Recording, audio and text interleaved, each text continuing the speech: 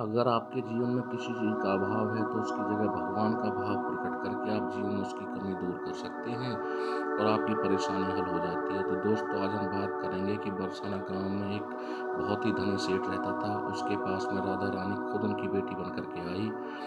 सेठ के 3 पुत्र थे, परंतु उनकी कोई पुत्री नहीं थी। कुछ समय पश्चात उनकी पत्नी का देहांत हो गया और सभी पुत्रों की शादी हो गई और सभी पुत्र अपने कार्य में व्यस्त रहने लगे, अपने बच्चों में, अपनी पत्नी के साथ।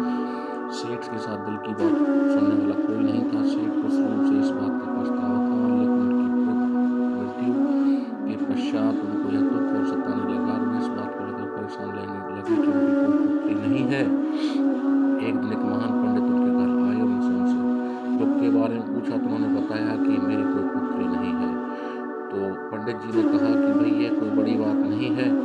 जिस चीज़ की कमी होती है उसको भगवान ही पूरा कर सकते हैं। परेशान मत हो और राधे रानी को आप अपनी बेटी मान लो।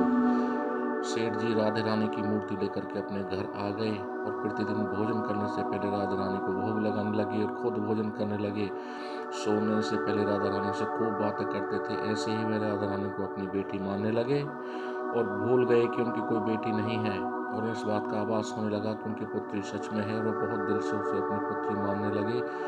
वो उन्हें भोजन खिलाते तब तक उनका मन नहीं लगता था।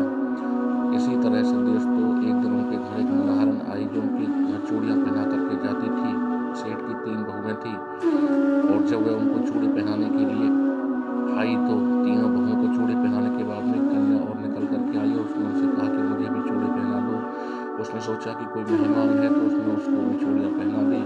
जब वो सेठ से पैसे मांगने गई तो उसने ज़्यादा पैसे मांगे तो सेठ ने कहा कि भाई, आपने चूड़ियों का दाम बढ़ा दिया। तो उसने कहा कि नहीं, मैंने 4 को चूड़ियाँ पहनाई हैं। सेठ ने कहा कि मेरी तो 3 बहुएं हैं।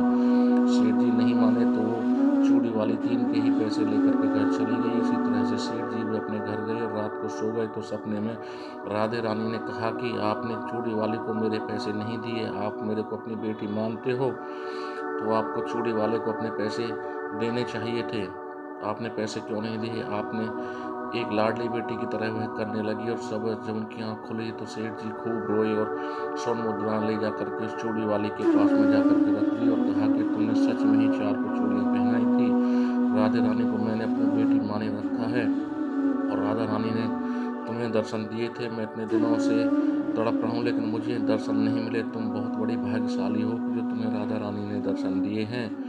तो चूड़ी वाले ने भी कहा कि तुम्हारी वजह से मुझे राधा रानी के दर्शन हो गए, मैं आपसे पैसे नहीं लूँगी। तो दोस्तों, इस तरह से